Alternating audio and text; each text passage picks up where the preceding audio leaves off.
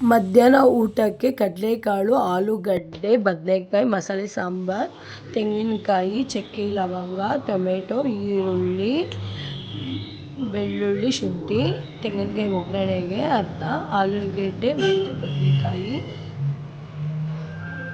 ರುಬ್ಕೊಳ್ಳಬೇಕು.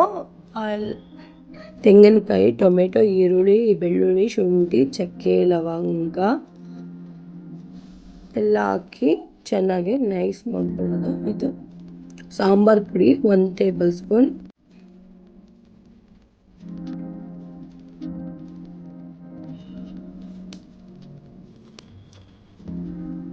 ಎಣ್ಣೆ ಒಗ್ಗರಣೆಗೆ ಪಾತ್ರೆಗೆ ಎಣ್ಣೆ ಹಾಕಿ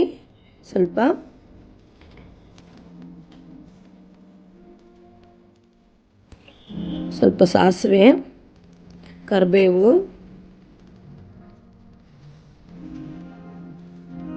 ಕಟ್ ಮಾಡಿರೋ ಅರ್ಧ ಈರುಳ್ಳಿ,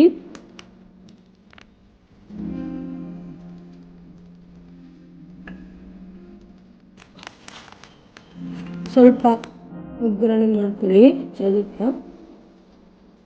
ಆಮೇಲೆ ನೆನೆಸಿಟ್ಟಿರೋ ಕಡಲೆಕಾಳು ಹಾಕ್ಕೊಳ್ಳೋದು.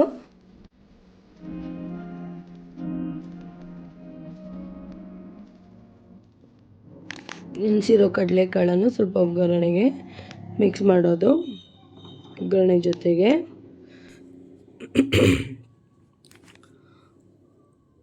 ಆಲೂಗೆಡ್ಡೆ ಬದನೆಕಾಯಿನೂ ಹಾಕ್ಕೊಳ್ಳೋದು ಒಗ್ಗರಣೆಗೆ.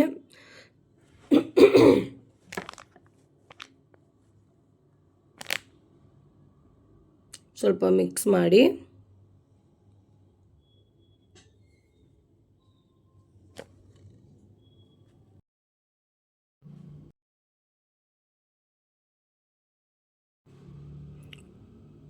ಒಗ್ಗರಣೆಗೆ ಸ್ವಲ್ಪ ಉಪ್ಪು ಹಾಕ್ಕೊಳ್ಳಿ. ಕಾಳು ಜೊತೆ ಸ್ವಲ್ಪ ಹಂಗೆ ಹುರಿಯಿರಿ. ಹುರಿದಾದ್ಮೇಲೆ ರುಬ್ಬಿರೋ ಮಸಾಲ ಹಾಕ್ಕೊಳ್ಳಿ. ಜೊತೆಗೆ ಸ್ವಲ್ಪ ಮಿಕ್ಸ್ ಮಾಡಿ. ಮಿಕ್ಸ್ ಮಾಡಿದ್ಮೇಲೆ ಹುರಿದಿರೋ ಮಸಾಲ, ಕಾಳು, ಆಲೂಗೆಡ್ಡೆ, ಬದನೆಕಾಯಿಗೆಲ್ಲ ಸಾಂಬಾರು ಮಾಡೋದಲ್ವ, ನೀರು ಸೇರಿಸ್ಕೊಳ್ಳಿ. ಸ್ವಲ್ಪ ನೀರು ಸೇರಿಸ್ಕೊಂಡು ಮಿಕ್ಸ್ ಮಾಡಿ. ನಿಮ್ಗೆ ಎಷ್ಟು ಬೇಕಷ್ಟು ನೀರು ಹಾಕ್ಕೊಳ್ಳಿ.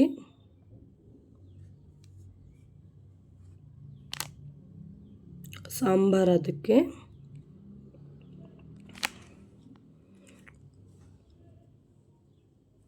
ರುಚಿಕರವಾದ ಕಡಲೆಕಾಳು ಮಸಾಲೆ ಸಾರು ರೆಡಿಯಾಗಿದೆ. ರೈಸ್ಗೂ ಮತ್ತು ಚಪಾತಿಗೆ